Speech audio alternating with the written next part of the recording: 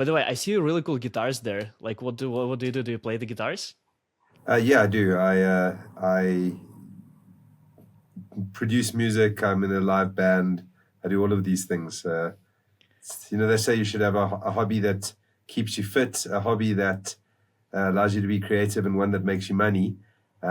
This was meant to be both of the last two, but it's tough to make money as a musician. So it's more like it costs me money, uh, but it's a great passion of mine. Well, I thought guitar like actually keeps you really fit. Uh, I do definitely get my steps in on the stage when we're performing. It's quite a workout, but I still have to gym. I see. What kind of music do you play?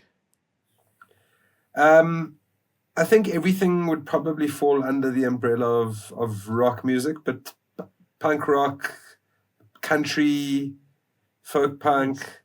Nice. I've got one band that is a Green Day cover band. We just do Green Day songs, and then an original band. This is cool. I'm like a big fan of metal. I've been Ah, listening to metal, like stuff like metalcore. I have like I sometimes I even shoot videos in like merch of my favorite bands. cool. Who are So your I am favorite? like Who are your favorites? my favorite bands, Architects and Bad Omens. I don't know if you've heard about them. Architects are great. I like them a lot. I think they've Architects actually come to are South Africa. Yeah, really. yeah. Hmm. I I don't know they were in Munich like a year ago or something, and I saw them for the first time live, and it was really good. But whenever I see those guys, playing the guitars there, it looks like they're like sweating, they're jumping, they're like Yeah. working out, and when they go on tour, they do it like every day basically. Yep. Yeah, the what was surprising for me that the ecosystem is quite good there in South Africa, like for Salesforce. It's grown dramatically. It's been around for now over a decade, um, but I'd say the massive growth has probably been the last 3 years or so. Mm, It matured a lot. A lot of people invested in their graduate programs. There are some issues with that. We do find that there is a little bit of an oversupply of entry level and junior skills at the moment. So okay. some people are struggling to get their people onto client projects, especially their juniors. But that'll change as they spend more time in the ecosystem. Hopefully, they'll grow and we'll get an oversupply of intermediates. Do you think it's gonna change? I like what I saw in the last years is that I think this problem is everywhere. There's so many juniors and not enough of intermediate and senior developers. Do you think it's gonna change? You have to make it's not going to change by itself. I don't think Mm, there's enough people who are driven and talented enough to force themselves out of the junior area without mentorship, training, the types of courses that you offer, for example.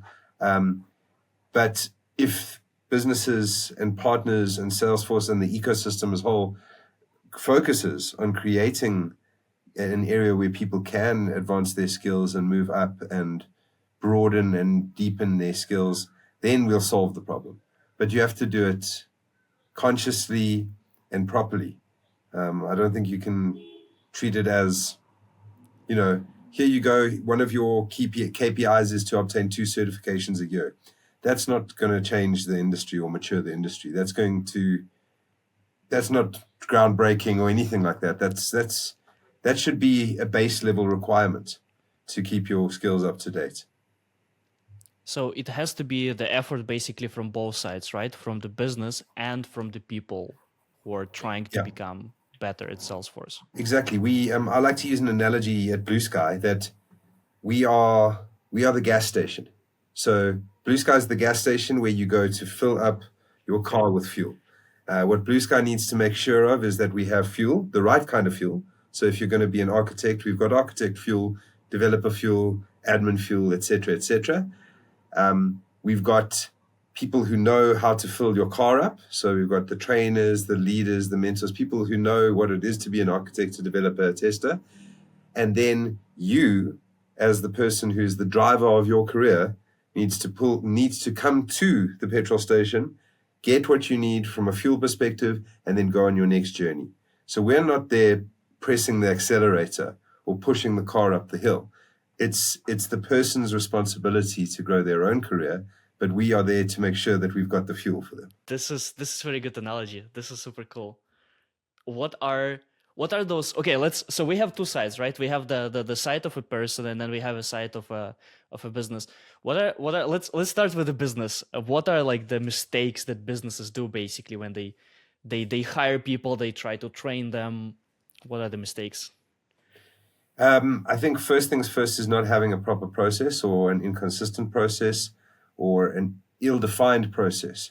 You need to provide a uniform process so that everyone has the same chance to get into the opportunity. So you're assessing everyone at the same level, you're giving them the same experience or as close as possible to the same experience. So that's the first mistake, is that you've got to have a proper recruitment, talent acquisition process, well-defined with all of the steps, or you've got to know where you're going. So I don't think that ours is 100% yet, but it'll get there. That's number one. Number two is, I believe, not having a objective way to measure a person's skills. Because if you don't have an assessment, a test, a work sample, a case study, something like that, it's just opinions. And yes, I mean, hopefully your opinions are as objective as possible, and hopefully your interviewers don't have biases, and you've given them training so that they can be an effective interviewer. But in my mind, if you want to back it up, you need something objective with facts, and that's where the assessments, the skills tests, those sort of things come in. I know they're not popular, so you need to then have someone who's good at managing the candidate experience or the candidate expectations, or you need to have a good candidate experience so that someone will sit through the hour or whatever you ask them to do in that assessment. I So also then think how? when yeah, Sorry. Go on. I also think that when someone's then on board, we there's lots and lots of evidence saying how important a good onboarding is to having a good career with that business. So if you don't have a good onboarding, I mean, this is across all businesses. And then finally, I think not being clear about what success looks like for that person in that role. KPIs are one thing, but your managers have to be involved. I think everyone's got the story of where they didn't have a good manager, a manager who was in it for themselves or disengaged or whatever. And that hampers your career growth. So as businesses, you've got to make sure that your leaders are willing to lead. Not everyone can show up 100% of the time, and some days you'll have bad days. But, in general, you should be thinking about process, systems, process, people, and data. Those are the things that you need to get right in every aspect of business, and it's no different in talent acquisition. I'm going to be hiring for my own business in this year for sure, at least a couple of people. So I'm definitely thinking about this. And I had really bad experience with hiring so far sometimes. It's not for the Salesforce roles. It's like sales, maybe marketing, maybe some developers sometimes. So you said measurements, right? So the measurement, what do you mean by this? Like how do businesses can measure that someone is actually like performing as they want? So you've got to decide what quality of hire looks like for your business. As someone who's got quite a lot of experience in software consulting businesses, I would say number one is tenure. The longer someone sticks around, the better your return on hiring investment. I think that's obvious. How quickly they get to billability in a consulting business. So normally when people start, there is a slight ramp up. They're on the bench for a short while before they join a project and start becoming billable. So in a consulting business, I think time to billability is very important. Their KPI scores, you need to weight all of these as well. So you should choose, I'd say, somewhere between about 4 to 8 of your own measures that you think are important, weight them appropriately, and then measure them over 6, 12, 18, 24 months and determine what quality of hire actually looks like. there is no uniform. People all decide on different measures, but there are some that make sense. So you get to choose, which I think is quite cool. So there are no uniform criteria for success, Well, but is there something like or is there I think, is there and this is not data driven, but if the data is there okay and your gut feel says this is the right person, so you decide your okay criteria, decide the weighting thereof, score the people, and then if the gut says yes, you're unlikely, in my opinion, to make a bad hire. Although I also understand why you've had tough experiences in sales and marketing, because those are, in my experience, that some of the toughest roles to hire. Marketing, even more so, because the return on investment is a lot harder to measure. Salespeople, you ask them to show their targets, their achievements, potentially even how much they earned over the year in comparison to what they were meant to earn. You've got to develop a relationship with them and show them that you're in it. But salespeople, most salespeople, they don't have to be good or bad, can talk the talk. So I'm sure you've had that experience where they sounded amazing and then they got to the office and did nothing. exactly I think with salespeople it's easier to measure because you can okay, you're either making the money for the company or not, but I think it's harder to measure like with developers or something like this, right? But what I found in a lot of cases is that it's not I hire someone and then this person the person doesn't perform exceptionally well and also doesn't perform bad. And that's where it's tricky because I somehow feel like in between. Okay, this is not a terrible performance, but that's also not the best. Yeah. And that can put pressure on your top performers, especially if when you start a business, your second hire is normally very close to you in terms of standards of work. Maybe they have completely different skills. You're a CEO, they're a chief development officer or whatever. But from a standard and drive perspective, your first 10 hires are normally quite close to who you are. After that, it gets a little bit difficult because you can't expect to always get an A player. Other people don't want to be A players. For them, an A player is your C player. But you need to decide on what mix is tolerable and what you're going to do about that. Because I worked for a business that said they didn't hire B players and then realized that we needed to because we had B clients. So putting a B player with a B client is less frustrating for everyone. But it is a conscious decision, and you can't ever let people know that they're an A or a B player, except in one-on-ones. You might be able to manage performance in that way, but the B players don't want to know they're B players. Everyone thinks they're A player. Oh, this is super cool. Okay, so we have from the business perspective, right? Now from the perspective, this is where I usually come and play, and where I have more experience from the player, from the perspective of the person, right? You're joining a new company. What do you do? How do you prove yourself? How do you become this A player? Good question. I also, again, am going to talk about the gut feel. I think when you're in a recruitment process, more often than not, if it feels right, it is right. It'll go quickly. It won't drag for months and months. If it does go on for months and months, at least there should be regular updates and you should understand why it's happening for months and months. I'm not going to say that every process needs to be as short as possible.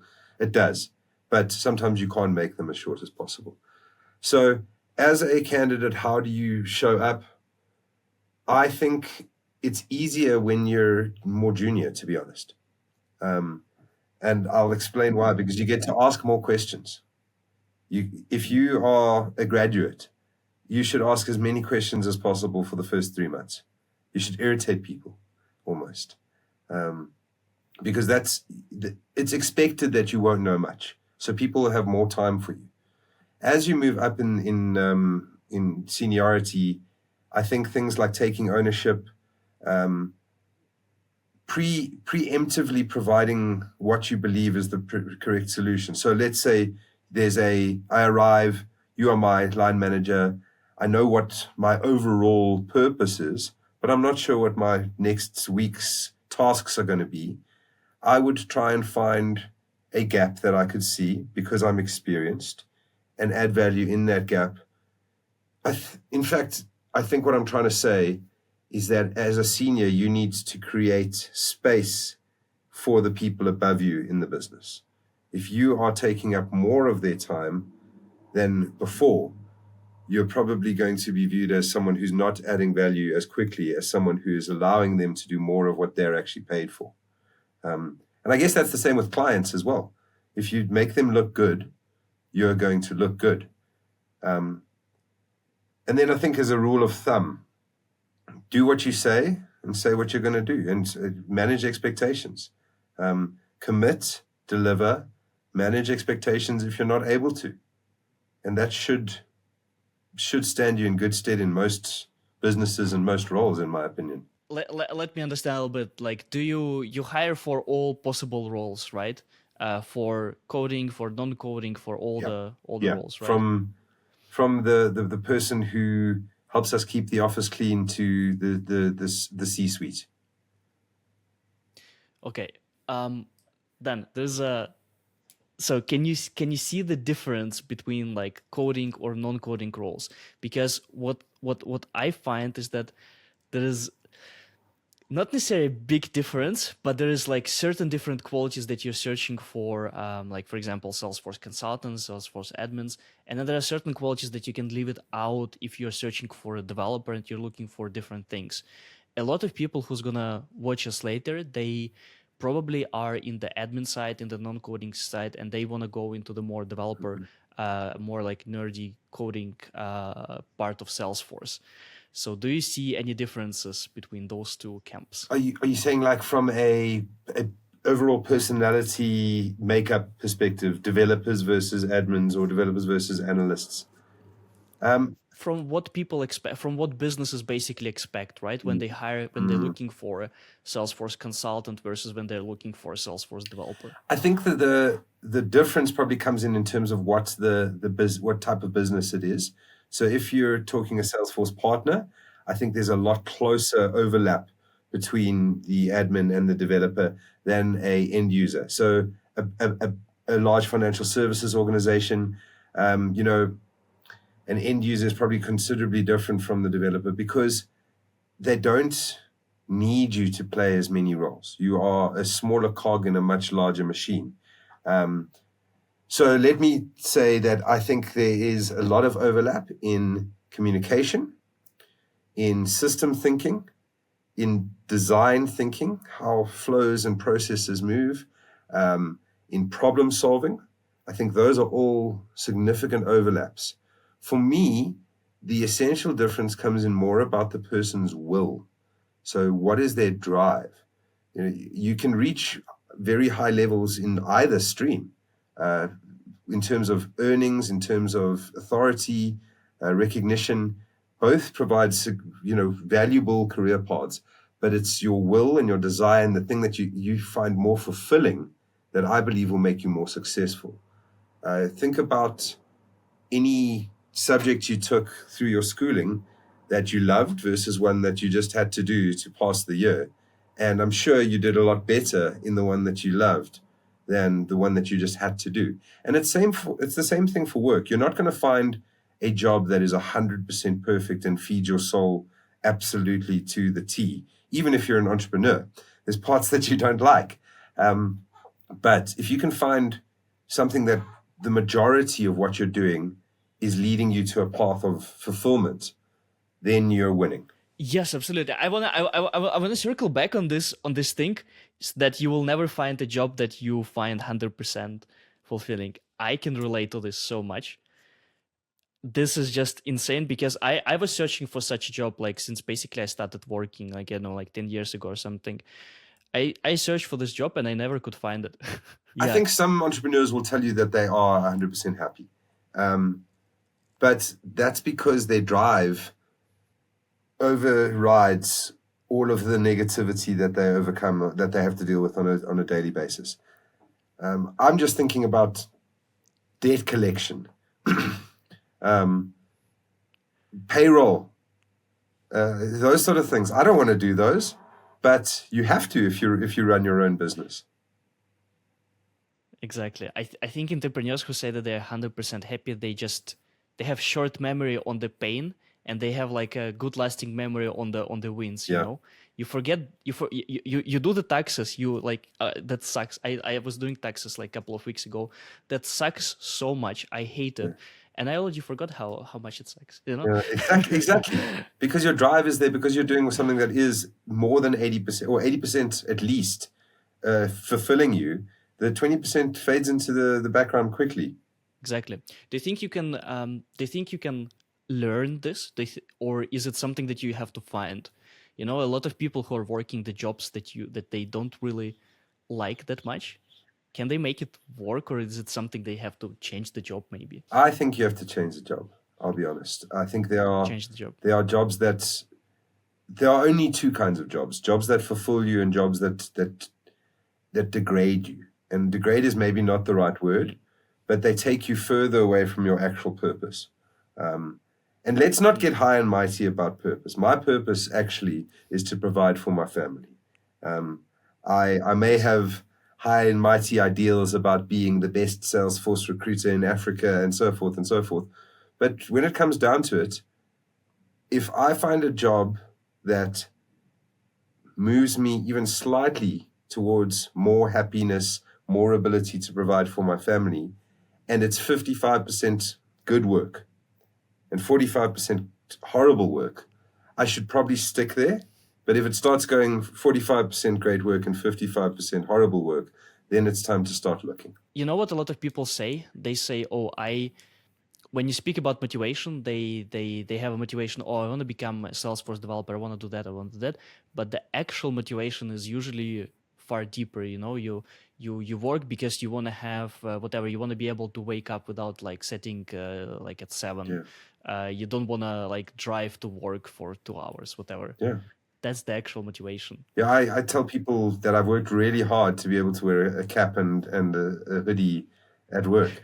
I wore a horrible suit for many years, but that was not the Really? purpose. It's just it does add to it, and also I think it's important, Igor, that people and businesses have seasons and trends.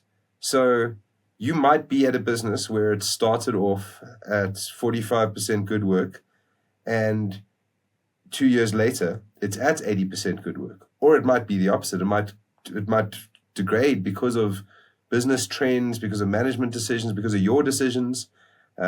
So you're not married to a decision. You don't have to spend the life living with the one decision you've made. You can always make a new decision. Oh yeah, I have a controversial topic. Salesforce certifications. Big topic. Whenever I do any post on LinkedIn that explodes about certifications, what's your opinion as the person who is like super near to hiring? What do you think about certification for the people who wanna have more fulfillment on their job, who's striving for a better career? What's your opinion? My opinion on certifications is the same as my opinion on higher education, and it is controversial. But I believe that if you can demonstrate practical skills, it doesn't matter what certifications you have. I'm sure everyone who has started exploring the Salesforce ecosystem has come across someone who is in a very influential position, doing really well, and they've got 1 or 2 certifications. And it's absolutely impossible for them to be only using the information that they've gathered from those 2 certifications in their job. We made a new hire. In fact, the person's resigning tomorrow. This person has no Salesforce certifications. They have 2.5 years of experience in a highly technical environment, and their problem-solving abilities are exceptional. So we have made it a requirement because our clients are not necessarily as mature in their thinking or able to be flexible in their thinking. We've made a requirement for this person to get Salesforce certifications. So there's me saying one thing and then acting in a completely different way. But you also have to understand that that's our need, and then it's our client's need. And we need to strike a happy medium. So the client will receive this person's profile and need to make a call much quicker than I was needing to make a call. I've met with this person twice before we even decided to have a technical interview. The client's doesn't have the luxury of doing that. The client's going to receive a single page document and need to say, does this person meet my requirements? So did that answer the question? No, it created more debate. My opinion is I think Yes. experience is more important, but end users and the clients that generally can afford a Salesforce implementation think that certifications are important. What I saw is that sometimes it's like an easy escape for the people, for the businesses, basically, instead of trying to define, okay, what are our criteria, what are our tasks, technical tasks that we're gonna give. We're just gonna smash the criteria that you need to have like platform developer one there. I think it's important you put it as a requirement, but you also then need to look at every single application as a standalone application, not with a paint it all with the same brush. So here's a myth that I want to dispel. There's no such thing as an automatic rejection from an applicant tracking system based on AI. There is such a thing as an automatic rejection if you have to answer any questions. So if you've got yes, no questions, if you have to pick numbers of years of experience, you can be automatically rejected there. But there's no such thing as an AI rejection. And also, you can understand businesses that put that there.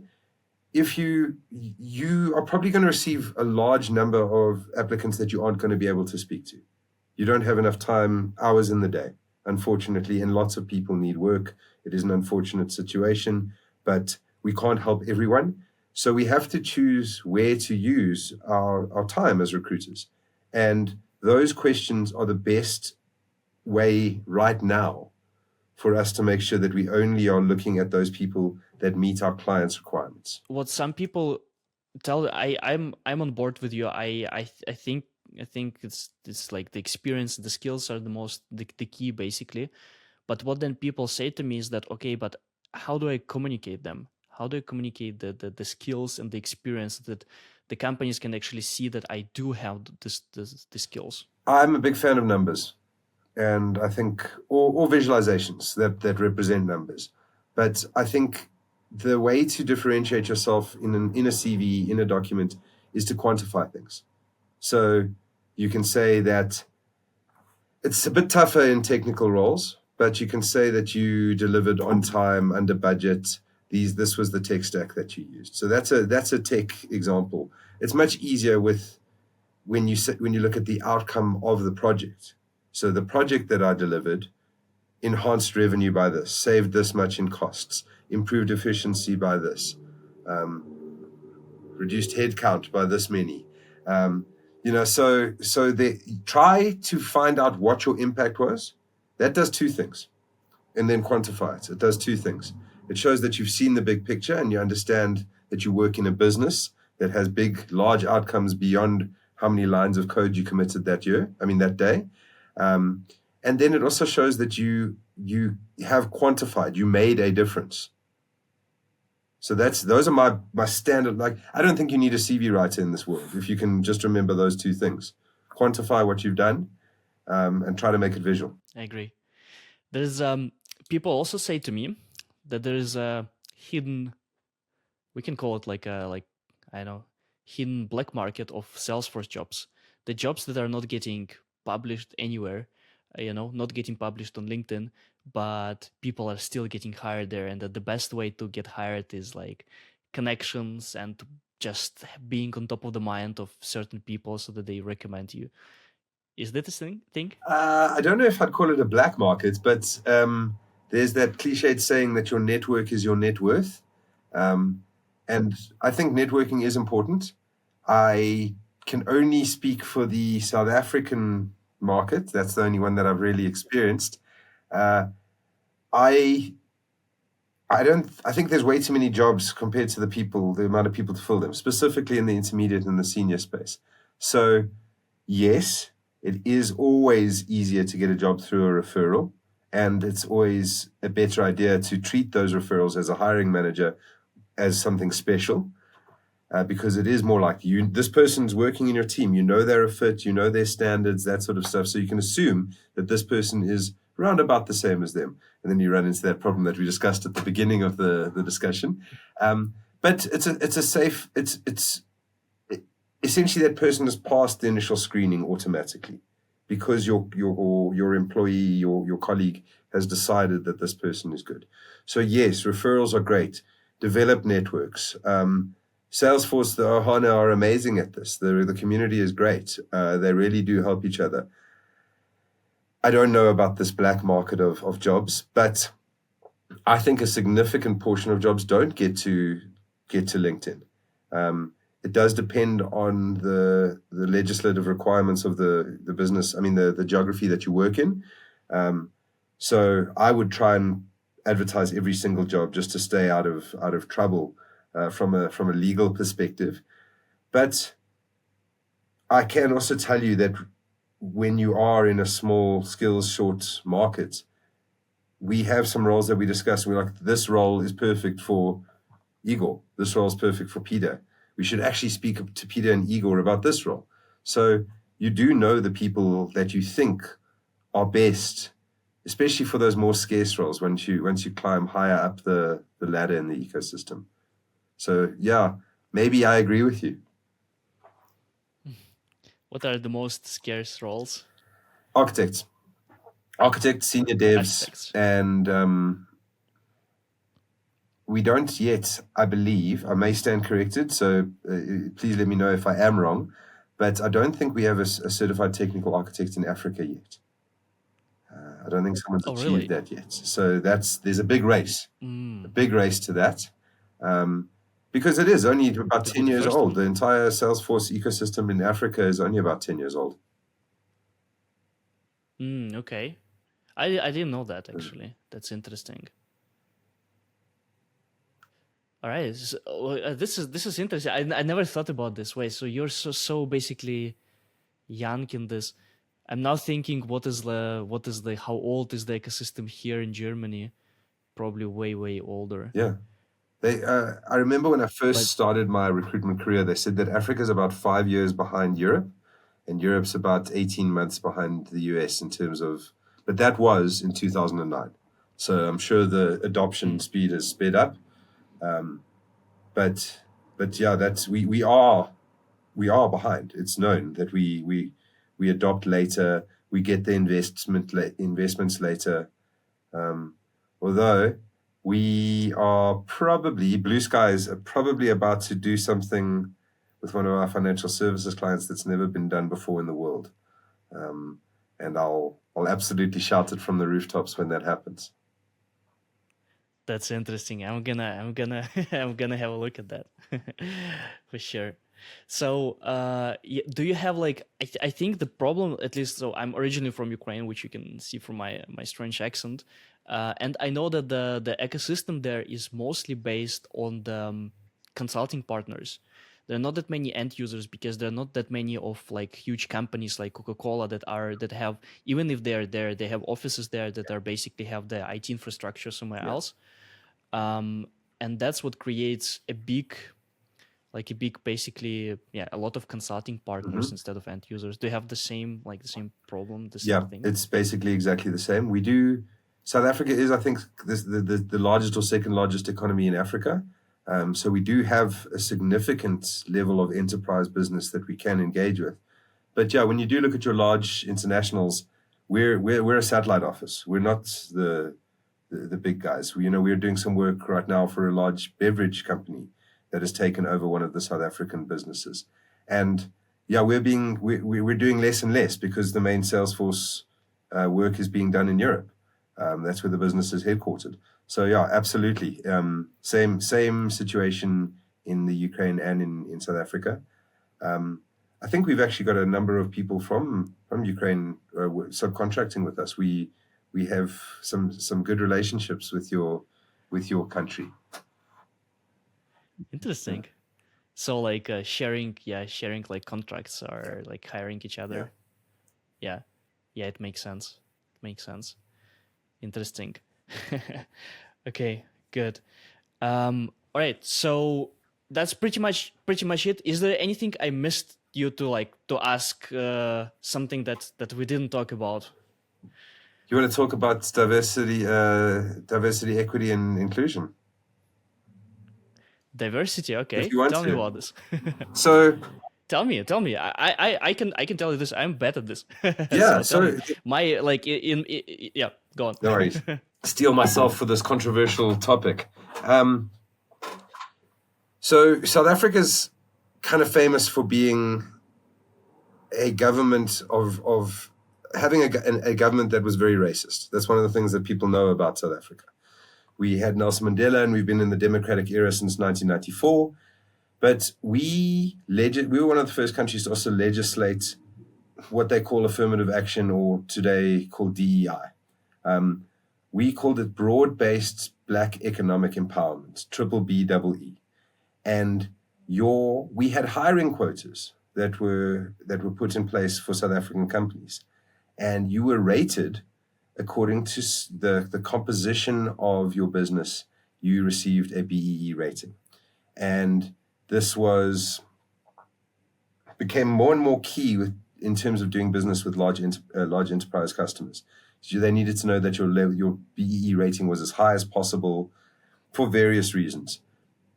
Why I'm telling you this is that essentially South Africans and South African businesses and South African recruiters have been working with DEI for 31 years, since 1994.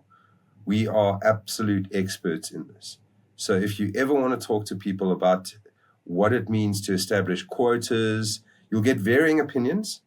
Some people, I think most people would agree that it was implemented incorrectly. It had the right intentions, but the vehicle and the quotas and that sort of, it resulted in underqualified people being given hollow positions at the top of businesses so that they could achieve more scores. So again, with all things, you need to do it with the right intention, and you need to start, I believe, at the grassroots. So if you are going to start taking DEI seriously, you need to make sure that you also are investing in the youth, so that the systemic differences that created the inequality can be removed early in people's lives, so that everyone can compete equally. And then you don't have to legislate or make controversial rules about quotas and identities and things like that. And then we live in utopia, Igor. Yeah, sure. Yeah, yeah. I think Accenture got recently, like a couple of months ago, under the fire because they were like prioritizing some, I think, people from India instead of like everyone else. Yeah. So it was, and so like this, I didn't memorize the three Yeah, B E I triple B double E. triple B double E.